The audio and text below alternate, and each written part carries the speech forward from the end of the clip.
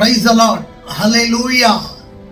సర్వాధికారి, సర్వయుగములకు సజీవుడు, పునరుత్థానుడైన యేసుక్రీస్తు ఉన్నతమైన నామంలో నా ఆత్మీయులందరికీ హృదయపూర్వక వందనాలు. ఆత్మీయులారా, ఈ దినం ఈ వాక్యం నీ ఆత్మీయ జీవితాన్ని బలపరచాలని, స్థిరపరచాలని, ఈ వాక్యం ద్వారా ఒక నూతన బలము, అభిషేకమును, విశ్వాసాన్ని ప్రభు నీకు అనుగ్రహించాలని కోరుతున్నాను. మేడగది యూట్యూబ్ ఛానల్ సబ్స్క్రైబ్ చేసుకోండి. ప్రతిరోజు శక్తి కలిగిన దేవుని వాక్యాన్ని వినండి. ఈ వాక్యం నీ జీవితానికి బలాన్ని, శక్తిని, ఆరోగ్యాన్ని, స్వస్థతను, అభిషేకాన్ని ఇస్తుందని నమ్ముతున్నాను. ఈరోజు మన దైవ సందేశం ఇలాగున ప్రార్థించు. ఎలా ప్రార్థించాలి మనం ధ్యానించుదాం. ఆత్మీయులారా, బైబిల్ గ్రంథంలో 800 రకాల ప్రార్థనలు ఉన్నాయి. బహుశక్తి కలిగిన ప్రార్థనలు ఉన్నాయి. సాధారణమైన ప్రార్థనలు, అసాధారణమైన ప్రార్థనలు. యెహోషువ సూర్యుడా గిబియోనులో, చంద్రుడా అయ్యాలోను లోయలో ఆగుమన్నప్పుడు ఒక దినమెల్లా ఆగిపోయింది. ప్రపంచము ఇప్పటి వరకు ఒక రోజును వెనుకకు లెక్కలతోనే నడుస్తూ ఉంది. గమనించండి. అంతేకాకుండా హిజ్కియా కూడా ప్రార్థించినప్పుడు 10 మెట్ల నీడను దిగువకు వెళ్ళినాయి. అంటే ఆలోచించండి, ప్రార్థన ద్వారా ఏదైనా మనం సాధించగలుగుతాం. మారా నీళ్లు మధురముగా మారినాయి. దేవునికి స్తోత్రం. ఇశ్రాయేలుగా యాకోబు ఇశ్రాయేలుగా మారినాడు. ఆకాశం నుండి అగ్ని దిగి వచ్చింది. సింహాల నోలు మోయబడ్డాయి. శాసనాలు తలక్రిందులైనాయి. ప్రార్థనే మన ఆయుధం అయితే, ప్రార్థనే మన బలమైతే, ప్రార్థనే మన శక్తి అయితే సాతాను దుర్గాలను కూలగొట్టగలుగుతాం. అపవాది శక్తులను లయపరచగలుగుతాం. ప్రార్థనతో మనము దేనినైనా సాధించగలము. ధనాన్ని బట్టి, బలాన్ని బట్టి, నీ హోదాను బట్టి, నీ హుందాతనాన్ని బట్టి నువ్వు ఏం సాధించలేవు. మోకాళ్ళ ప్రార్థన, ఉపవాస ప్రార్థన, కన్నీటి ప్రార్థన, సంఘ ప్రార్థన, కుటుంబ ప్రార్థన, ఏకాంత ప్రార్థనతో ఏదైనా నువ్వు చేయగలుగుతావు. దేవునికి స్తోత్రం కలుగును గాక. ప్రార్థించే వ్యక్తికి ఏముండాలి అంటే ఈ 7 సుగుణాలు ఉండాలి. 1, ప్రార్థించే వ్యక్తికి పరిశుద్ధత ఉండాలి. 2, ప్రార్థించే వ్యక్తికి విశ్వాసం ఉండాలి.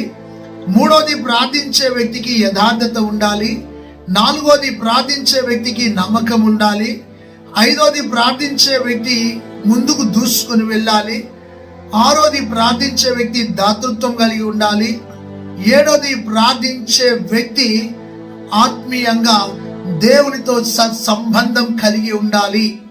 ఈ 7 లక్షణాలు, 7 సుగుణాలు ఏ వ్యక్తిలోనైతే ఉంటాయో అతడు గొప్ప ప్రార్థనా యోధునిగా, ఆ సహోదరి గొప్ప ప్రార్థన యోధురాలుగా ఉంటుంది. సహోదరి ఒక ఎస్తేరు లాంటి ప్రార్థన ఆత్మతో నిలబడి 127 సంస్థానాలకు దీవెనకరంగా మారిన ఎస్తేరు వలని ఆత్మీయ జీవితం ఉండాలని నేను కోరుతున్నాను. అలాంటి ప్రార్థన శక్తి, ప్రార్థన అభిషేకం ప్రభు నీకు ఇవ్వాలని కోరుతున్నాను. హల్లెలూయా. దేవునికి స్తోత్రం కలుగును గాక. అంతేకాదు, ప్రార్థించే విధానంలో 3 అలవాట్లు నీకు ఉండాలి. ఉదయకాల ప్రార్థన, మధ్యాహ్నం వేళ ప్రార్థన, సాయంకాలం వేళ ప్రార్థన. ఇంకా నీకు సమయం ఉండి ప్రార్థించాలన్న ఆసక్తి ఉంటే రాత్రి వేళ ప్రార్థన. అంతేకాదు, తెల్లవారుజామున ప్రార్థన. దేవునికి స్తోత్రం కలుగును గాక. 5 సార్లు నువ్వు చేయొచ్చు. ఉదయము, మధ్యాహ్నము, సాయంకాలము, రాత్రి వేళ, తెల్లవారుజామున. హల్లెలూయా.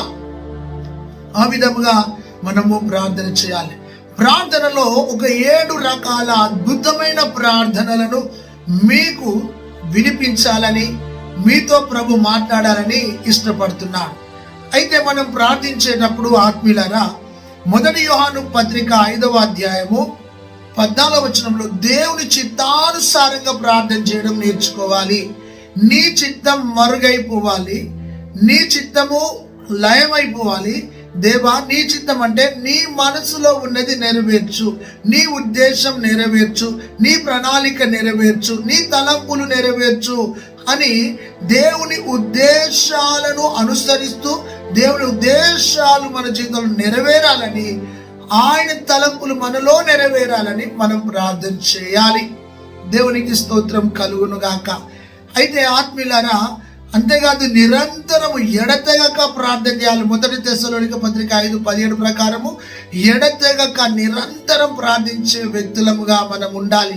ఏదో కొన్ని సమయాల్లో చేసి కొన్ని సమయాల్లో ఆగిపోకుండా నిరంతర ప్రార్థన, నిత్యము మన గుండె ఏ విధముగా కొట్టుకుంటుందో అలా నిరంతరం ప్రార్థించే ఆత్మీయత మనలో ఉండాలి. మత్తయి సువార్త 6:6లో రహస్యముగా ప్రార్థన చేసే అనుభవం మనకు ఉండాలి. నీవు ప్రభువు నీవు రహస్యముగా దేవునితో సత్సంబంధం కలిగి ప్రార్థించే అనుభవం ఉండాలి.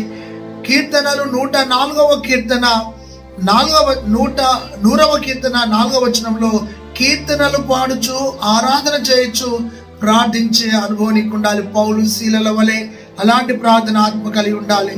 1 తిమోతి పత్రిక 2:1 ప్రకారం ఇతరుల కోసం, రాజుల కోసం, అధికారుల కోసం, ప్రభుత్వముల కోసం ప్రార్థించే వ్యక్తులముగా మనం ఉండాలి. అదే విధముగా మనం ఎలాగుండాలి అంటే లూకాసు వార్త 18:1 ప్రకారం ధైర్యము కలిగి ప్రార్థించే వ్యక్తులముగా, బహుబలముగా ప్రార్థించే వ్యక్తులముగా ఉండాలి. యోహాను సువార్త 10:27 ప్రకారం దేవుని స్వరము వినడానికి ప్రార్థించాలి. సో ఇవన్నీ ఇలా ప్రార్థించి ఇలాంటి ఆత్మీయ నడవడికతో నీవు ఉన్నప్పుడు ఒక గొప్ప ప్రార్థన యోధునిగా, ప్రార్థన పర్రాలుగా నువ్వు నిలబడగలుగుతావు. హల్లెలూయా. ఆత్మీయులారా, 7 రకాలుగా నువ్వు ప్రార్థించాలని ప్రభు నీతో మాట్లాడుతున్నాడు. ఈ 7 ఇవంతా ఉపోద్ఘాతంతో మీతో మాట్లాడి ఉన్నాను. 7 విధాలుగా మనం ప్రార్థన చేయాలి. ఓ ప్రార్థన పరుడా, ఓ ప్రార్థన వీరురాలా, ఒకవేళ నీ ప్రార్థన బలిపీఠం చల్లారిపోతే, ఒకవేళ ప్రార్థించని వ్యక్తిగా నిద్రపోతుగా ఉంటే, ఉపవాసాలు మానేసిన వ్యక్తిగా, ఆత్మీయతను చల్లారిపోయిన వ్యక్తిగా, నీ ప్రార్థన జీవితాన్ని మానివేసి ఒకవేళ ప్రార్థన చేయలేని సోమరిగా ఉంటున్నావేమో, ఈరోజు నిన్ను నువ్వు సరి చేసుకొని మోకాళ్ళ అనుభవంలోనికి రా, ప్రార్థన జీవితంలోనికి రమ్మని పరిశుద్ధాత్ముడు నిన్ను ప్రేరేపిస్తున్నాడు. హల్లెలూయా.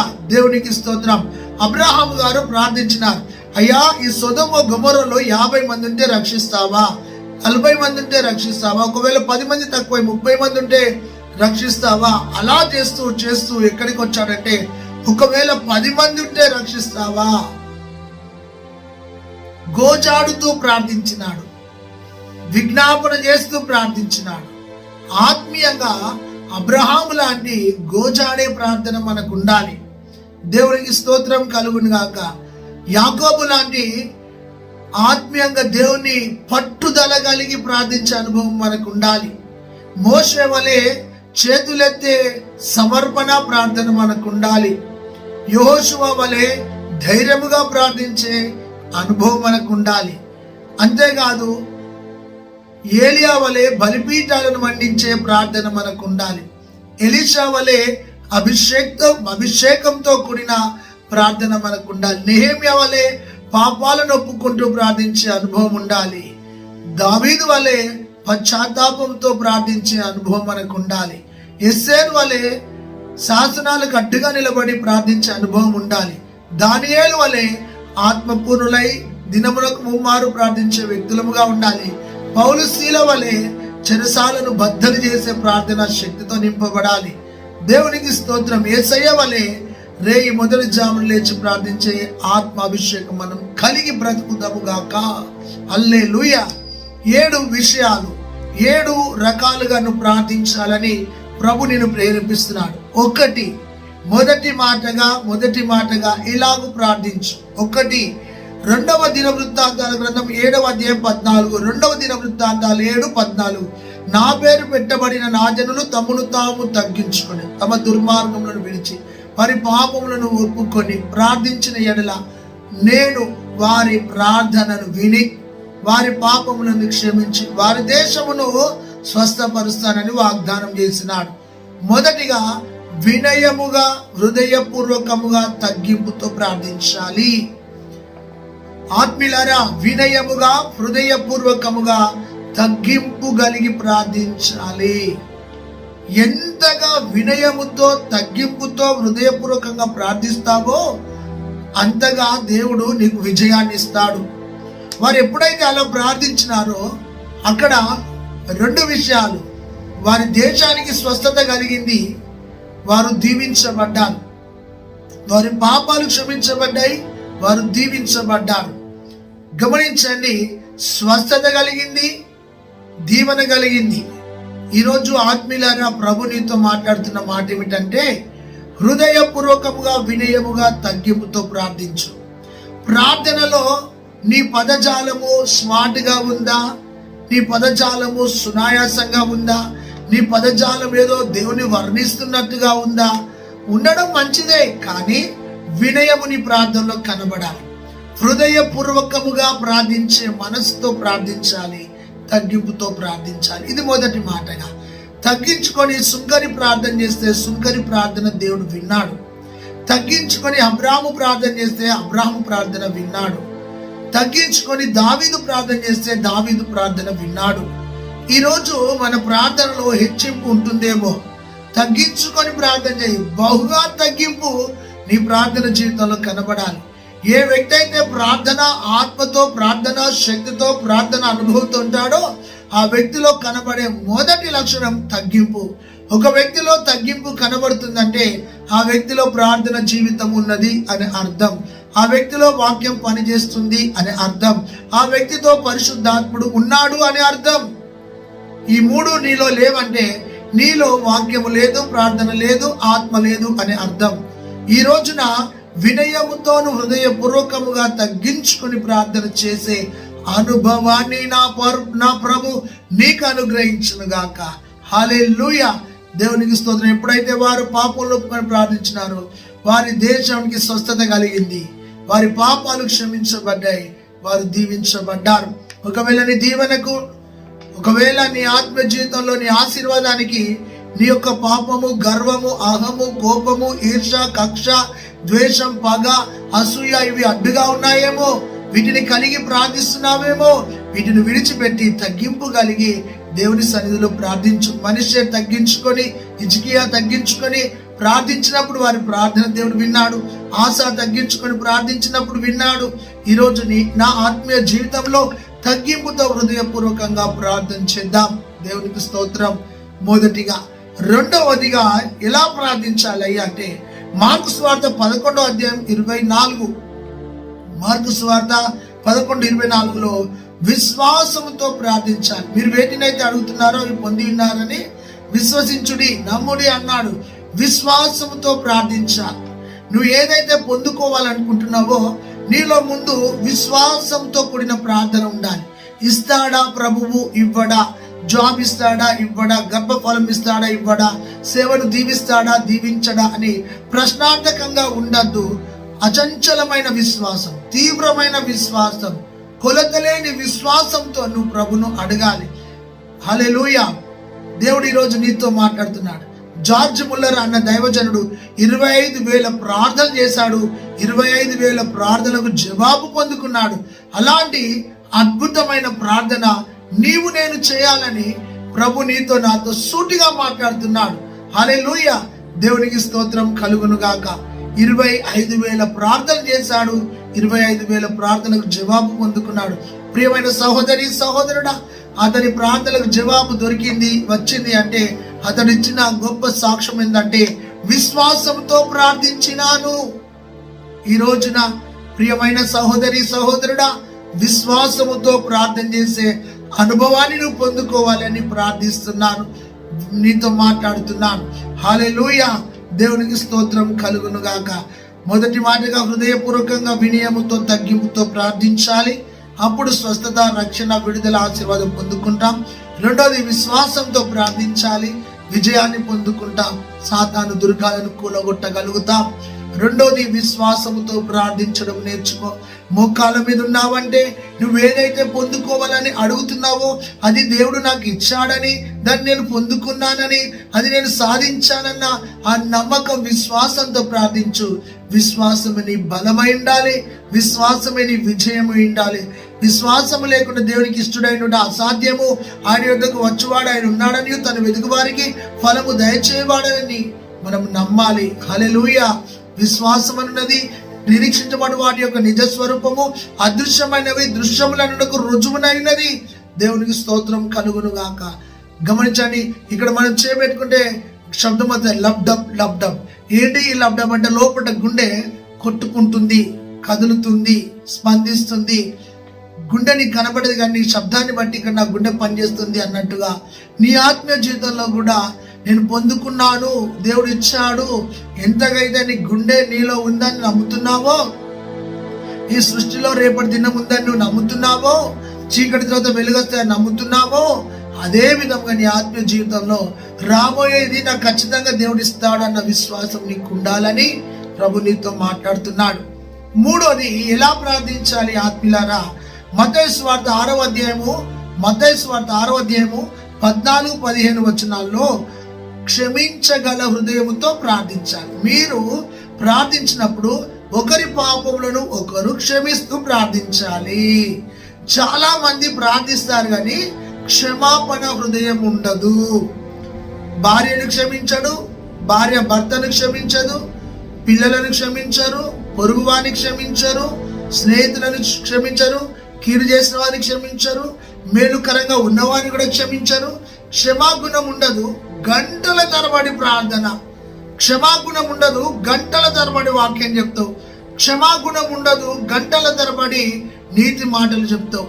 నువ్వెంత నీతి మాటలు చెప్పినా క్షమాగుణం నీలో లేకపోతే, క్షమించే మనసు నీలో లేకపోతే నువ్వెంత చేసినా శూన్యమే, జీరో. నీకు క్షమాపణ హృదయం లేకుండా నేను బ్యాగ్ వేసుకున్నా, బ్యాగులో బైబిల్ పెట్టుకున్నా, ప్రసంగం చేస్తున్నా, ప్రవచిస్తున్నా, పాట పాడుతున్నా, దర్శనం చూస్తున్నా, దయ్యాలను వెలగొడుతున్నా, దురాత్మలను కాల్చివేస్తున్నా, స్వస్థత ప్రార్థన చేస్తున్నా, వాడబడుతున్నా, ఇవన్నీ సెకండరీ. నీకు కలిగి ఉండాలి మొట్టమొదటిగా క్షమా హృదయముతో ప్రార్థించే మనసు ఉండాలి. నువ్వు ఏ వ్యక్తి పాపాలు క్షమిస్తావో ఆ వ్యక్తి పాపాలు క్షమించబడతాయి. ఏ వ్యక్తిని నువ్వు దీవిస్తావో ఆ వ్యక్తి దీవించబడతాడు. ఏ వ్యక్తిని శపిస్తావో ఆ వ్యక్తి శపించబడతాడు. ఏ వ్యక్తి కట్లు తెంపుతావో ఆ వ్యక్తి కట్లు తెగిపోతాయి. ఏ వ్యక్తి మీద శుభాన్ని పలుకుతావో ఆ వ్యక్తికి శుభం కలుగుతుంది. అయితే నీవు క్షమా హృదయము కలిగి ప్రార్థించాలి. ఒకరి పాపములను ఒకరి అపరాధములను ఒకరు క్షమించుకోవాలంట. ఈరోజు నీ కుటుంబాన్ని క్షమిస్తున్నావా? నీ శత్రువుని క్షమిస్తున్నావా? ఆత్మీయులలో నీకు వారికి కొద్ది గొప్పగా సమస్య ఎదురైంది కావచ్చు, క్షమా గుణం ఉందా? యేసు ప్రభు అందరినీ క్షమించున్నాడు. నాకు యేసు ప్రభు లాంటి మనసు లేదయ్యా అంటే నీవు వ్యర్థుడవే. తెలంగాణలో ఒక సామెత ఉంటుంది, దున్నపోతు మీద రాళ్ల వర్షం అన్నట్టు. ఎన్నో వింటాం కానీ దున్నపోతు అంటే అది స్పందన ఉండదు, చలనం ఉన్నది. రాళ్ళు పడ్డ నీళ్లు పడ్డది కదలకుండా మెదలకుండా ఉంటుంది. ఆ విధంగా నీవు ఉన్నావేమో, మైలురాయి వలె ఉన్నావేమో. మనసు మార్చుకో. 2025వ సంవత్సరంలో క్షమా గుణము కలిగి ప్రార్థించే మనసు, క్షమించగల హృదయంతో ప్రార్థించాలి. అలాంటిది నువ్వు కలిగి ఉండాలి. అది మూడోది. నాలుగోది చూస్తే ఆత్మీయులారా, రోమపత్రిక 8వ అధ్యాయం 25వ వచనం, రోమా 8:25లో పరిశుద్ధాత్మ సహాయాన్ని కోరుతూ ప్రార్థించాలి. పరిశుద్ధాత్మ సహాయాన్ని కోరుతూ ప్రార్థించాలి. అటువల్లే పరిశుద్ధాత్ముడు మన బలహీనతను చూచి మనతో ఉండి ఉచ్చరింప శక్యం కాని మూలుగులతో మన పక్షమున విజ్ఞాపన చేస్తాడంట. హల్లెలూయా. పరిశుద్ధాత్మ సహాయాన్ని కోరుతూ ప్రార్థించాలి. పరిశుద్ధాత్మ ఆధీనములో ప్రార్థించాలి. పరిశుద్ధాత్మ సహవాసం కలిగి ప్రార్థించాలి. దేవునికి స్తోత్రం. ఎప్పుడైతే పరిశుద్ధాత్మ సహాయాన్ని కోరుతావో ఉచ్చరింప శక్యం కాని మూలుగులతో ప్రార్థించే అనుభవం నీకు కలుగుతుంది. ఏదో స్మార్ట్గా, నీట్గా, బ్యూటీగా అయ్యా సింపుల్గా ఈ ఆన్లైన్ వచ్చినప్పటి నుండి ప్రార్థనల శక్తి పస్సా ఉండలేదు. ఈ ఆన్లైన్ ప్రార్థన చేయబట్టి చాలా మంది శక్తితో ప్రార్థించలేకపోతున్నారు. నువ్వు ఏ వర్డ్ పలకాలో కోరుకొని పలుకుతున్నావు. పరిశుద్ధాత్మలో ప్రార్థించు, పరిశుద్ధాత్మలో రోధించు, పరిశుద్ధాత్మ సహాయముతో గోజాడాలి. నీ ప్రార్థన అనుభవము పరిశుద్ధాత్ముడు నేర్పిస్తాడు. దేవునికి స్తోత్రం కలుగును గాక. పాపాలను ఒప్పించే పరిశుద్ధాత్ముడు, మనలో మూలుగుతున్న పరిశుద్ధాత్ముడు, మనల్ని నడిపించే పరిశుద్ధాత్ముడు, మనల్ని ఒప్పింపజేసే పరిశుద్ధాత్ముడు, మనల్ని ప్రభావితం చేసే పరిశుద్ధాత్ముడు, ఆదరణకర్త ఉన్న పరిశుద్ధాత్ముడు, అన్ని వేళల బోధకుడిగా ఉన్న పరిశుద్ధాత్ముడు, పరిశుద్ధాత్ముని యొక్క సహాయముతో మనం ప్రార్థించినప్పుడు నూతన కార్యాలను చూడగలుగుతాము. హల్లెలూయా. అలాంటి ప్రార్థనా శక్తిని ప్రభునికి ఇవ్వబోతున్నాడు. దేవునికి స్తోత్రం కలుగును గాక. అది 4వది, ప్రార్థన పరిశుద్ధాత్మ సహాయముతో ప్రార్థించే అనుభవాన్ని ప్రభు నీకు అనుగ్రహించును గాక. హల్లెలూయా. దేవునికి స్తోత్రం కలుగును గాక. నా ఆత్మీయ సహోదరి సహోదరుడా, పరిశుద్ధాత్మ అనుభవం లేకుండానే ప్రార్థిస్తున్నావేమో. పరిశుద్ధాత్మ అనుభవం కలిగి ప్రార్థన చేయి. దేవునికి స్తోత్రం కలుగును గాక. ఆత్మలో మూలుగుతూ ప్రార్థించే అనుభవం కావాలి. హల్లెలూయా. అన్న ఆత్మలో మూలుగుతున్నది, ఏలికి కూడా అర్థం కాలేదు. అలాంటి ఆత్మాభిషేకం కలిగిన ప్రార్థనను ప్రభునికి అనుగ్రహించాలని కోరుతున్నాను. 5వదిగా చూస్తే యెషయా గ్రంథం 55వ అధ్యాయం 11వ వచనం, 55:11లో వాగ్దానాలను ఆధారం చేసుకొని ప్రార్థన చేయాలి. వాగ్దానము చేసిన దేవుని సన్నిధిలో వాగ్దానాన్ని ఎత్తిపడుతూ ప్రార్థన చేయి. ఒకవేళ నువ్వు రోగి అనుకో, నన్ను స్వస్థపరిచే యెహోవా నీకు స్తోత్రం అని ప్రార్థన చేయి. వాక్కును పంపి బాగు చేస్తానన్న వాగ్దానాన్ని ఎత్తిపట్టి ప్రార్థన చేస్తున్న ప్రభువా, నువ్వు కొట్టబడిన దెబ్బల ద్వారా నాకు స్వస్థత అని ప్రార్థన చేస్తున్న ప్రభువా, విశ్వాస సహితమైన ప్రార్థన ద్వారా నాకు స్వస్థత అని ప్రార్థన చేస్తున్న ప్రభువాని, నిన్ను ఒప్పుకొనడం ద్వారా, విశ్వాసాన్ని ప్రయోగించడం ద్వారా, నూనె రాసి ప్రార్థించడం ద్వారా నువ్వు స్వస్థతని వాగ్దానం చేసిన వాగ్దానాన్ని బట్టి ప్రార్థిస్తున్నాను ప్రభువా. గమనించండి, వాగ్దానాలను ఒప్పుకుంటూ ప్రార్థన చేయి, వాగ్దానాలను ఎత్తిపడుతూ ప్రార్థన చేయి. నీ పరిస్థితికి తగిన వాగ్దానం తీసుకో. కల్వరాల మధ్యలో ఉన్నావా, దుఃఖములో ఉన్నావా, కన్నీళ్లతో ఉంటే ప్రభు నా కన్నీళ్ళ నాట్యంగా చేస్తానన్నావు కదా, ఆ వాగ్దానాన్ని ఎత్తిపడుతున్నా. దుఃఖంతో ఉంటే నా దుఃఖాన్ని సమాప్తం చేస్తానన్నావు కదా ప్రభా, ఆ వాగ్దానాన్ని. ఓడిపోతున్నావా, ఒకవేళ ఓడిపోతున్నా నీవు జడియకు భయపడకు, నేను నీ పక్షంన కార్యం సఫల చేస్తానన్న వాగ్దానాన్ని ఎత్తిపట్టుకో. 5వది, వాగ్దానాలను ఎత్తిపట్టి ప్రార్థన చేయి. నీ సమస్య ఏదైతుందో ఆ సమస్యను ఢీకొట్టాలంటే వాగ్దానము తాళము చెవి లాంటిది. ఆత్మీయులారా గమనించండి, తాళము నీ చేతిలో ఉంటే తాళం చెవి యొక్క తాళాన్ని పెట్టి తాళంతో తాళం చెవి తీయచ్చు ఈజీగా. సమస్య అనేది గమనించండి, తాళం చెవి వలె ఉన్నది గట్టిగా. అయితే తాళం నీ చేతిలో ఉంది బిడ్డ. నువ్వు తాళంతో, వాగ్దానముతో నువ్వు ఓపెన్ చేయాలి డోర్లను.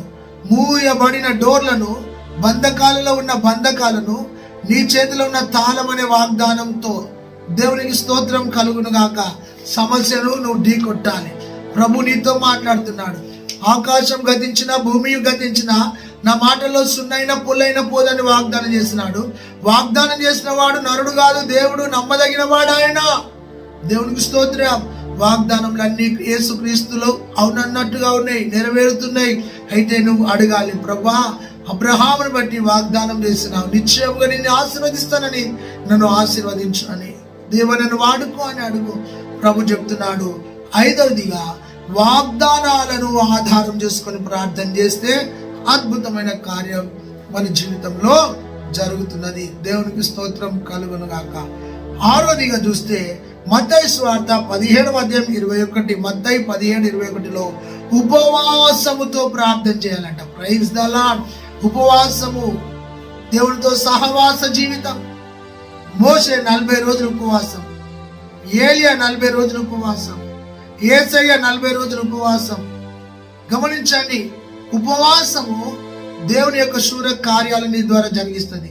ఈ దయ్యం ఎందుకు వెళ్ళిపోతలేదంటే ఉపవాస ప్రార్థన ద్వారానే గాని మరి దేని ద్వారా కాదన్నాడు. గమనించండి. ఊ అంటే ఉపేక్షించుకో, పా అంటే పఠించు, వా అంటే వాక్యం చదువుకో, సా అంటే సహవాసం. ఉపేక్షించుకొని పఠించి వాక్యం చదివి సహవాసం చేయడమే ఉపవాసం. చాలా మంది ఉపవాసం ఉండరు.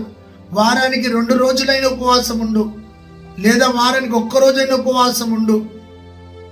అలా వారానికి 1 రోజు ఉపవాసం అంటే 4 వారాలకు 4 రోజులు, నెలకు నువ్వు 4 లేదా 5 రోజులు ఉంటే 12 5ల 60 రోజులు ఉపవాసం మంచిది ఆత్మీయులారా. ఈ విధంగా ఉపవాసం ఉండడం ద్వారా శూర కార్యాలు, ఘనమైన కార్యాలు, విడుదల కార్యాలు, స్వస్థత కార్యాలు ప్రభుని ద్వారా జరిగిస్తాడు. అయితే యెహోషాపాతు వ్యతిరేక పరిస్థితుల మధ్యలో ఉన్నప్పుడు ఉపవాసంతో ప్రార్థించినాడు. దానియేలు వ్యతిరేక పరిస్థితులు ఉన్నప్పుడు ఉపవాసంతో ప్రార్థించినాడు. ఎస్తేరు వ్యతిరేక పరిస్థితిలో ఉన్నప్పుడు ఉపవాసంతో ప్రార్థించింది. మోషే ఉపవాసంతో ప్రార్థించినాడు.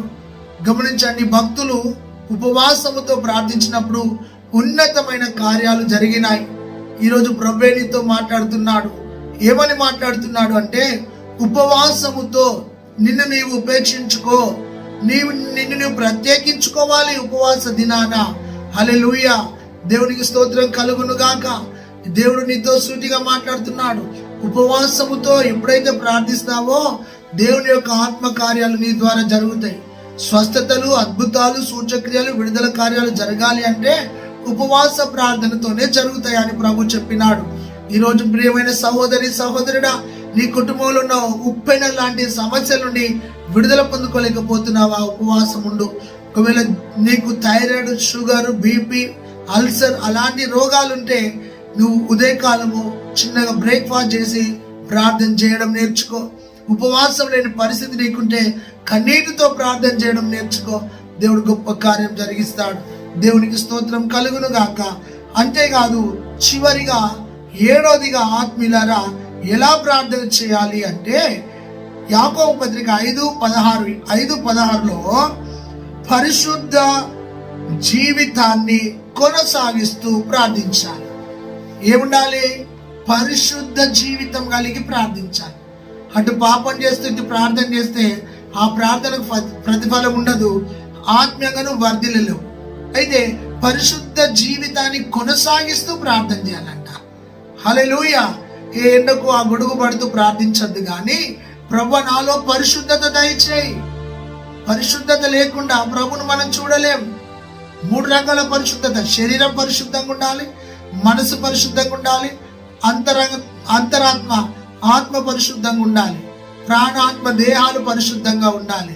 ఒకవేళ మలినం అంటుతుందా, పాపం అంటుతుందా, ప్రార్థన పరుడివా, ఆత్మానుసారివా, శరీరానుసారంగా నడుస్తున్నావా, ఆత్మానుసారంగా నడుస్తున్నావా?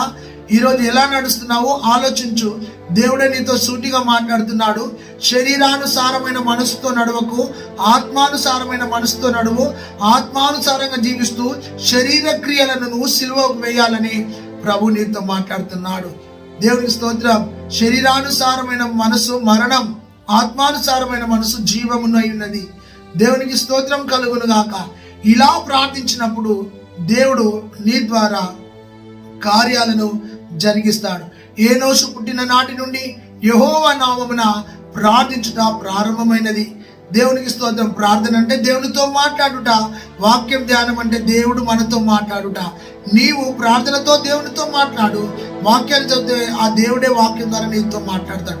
నీవు మాట్లాడాలి, ప్రభు మాట్లాడాలి. ఆ విధంగా నువ్వు కనెక్ట్ అయి ఉండాలని ప్రభు నీతో మాట్లాడుతున్నా. లోకంతో ఎక్కువ కనెక్ట్ అయినావు, పాపంతో ఎక్కువ కనెక్ట్ అయినావు, స్నేహితులతో ఎక్కువ కనెక్ట్ అయినావు, ముసలమ్మ ముచ్చట్లతో ఎక్కువ కనెక్ట్ అయినావు, కానీ ప్రార్థనతో నువ్వు ఎక్కువ కనెక్ట్ కాలేకపోతున్నావు. దేవునితో కనెక్ట్ కమ్మని ప్రభు చెప్తున్నాడు. ఇప్పటి వరకు లోకంతో కనెక్ట్ అయినావేమో. ప్రభా నాకు ప్రార్థన జీవితం దయచేయి, మోకాళ్ళ జీవితం దయచేయి, కన్నీటి జీవితం దయచేయి, విశ్వాస జీవితం దయచేయి, వినే మనసుతో ప్రార్థించే జీవితం దయచేయి, పరిశుద్ధత కలిగి ప్రార్థించే జీవితం దయచేయి, నీపై ఆధారపడుతూ ప్రార్థించే జీవితం దయచేయి, విశ్వాసంతో కూడిన ప్రార్థన జీవితం దయచేయి. నేను దాన్ని తగ్గించుకొని ప్రార్థించే అనుభవం నాకు నేర్పించండి. నీ వైపు చూస్తూ వాగ్దానాలు ఎత్తిపడుతూ ప్రార్థించే అభిషేకం నాకు దయచేయండి. ఇప్పటి వరకు ప్రార్థన జీవితం లేక ఎండిపోయి ఉన్నాను, ప్రార్థన బలం లేక ఎండిపోయి ఉన్నాను, ప్రార్థన బలం లేక నేను నీరసించిపోయాను. ఈ రోజు నుండి నాలో ప్రార్థన అభిషేకం దయచే ప్రభువా. ఈ రోజు నుండి నేను ఉచ్చరింప శక్యం కాని మూలుగులతో విజ్ఞాపన చేసే ప్రార్థన శక్తి నాకు కావాలి ప్రభువా. విశ్వాసంతో నీ చిత్తంను అనుసరిస్తూ ప్రార్థన, నిరంతరము ప్రార్థన కలిగి, కృతజ్ఞత కలిగి ప్రార్థన కలిగి, రహస్యమందు నీ వైపు చూస్తూ ప్రార్థించే అభిషేకం నాకు దయచేయని అడుగు. దేవుడు నిన్ను ప్రార్థనాత్మతో నింపబోతున్నాడు. Thank you Holy Spirit of God. దేవుడి మాటలను దీవించును గాక. పరిశుద్ధుడా, ఈ వాక్యాన్ని నీరుగట్టి ఫలింపజేసి నీ నామాన్ని ఘనపరచుకోమని యేసు నామములో ప్రార్థించి పొంది ఉన్నాం తండ్రి, amen. God bless you. Praise the Lord. ఈ యూట్యూబ్ ఛానల్ సబ్స్క్రైబ్ చేసుకొని మరొకసారి వినండి, ఇతరులకు షేర్ చేయండి. దేవుడు మీరు దీవించును గాక. ఆమేన్.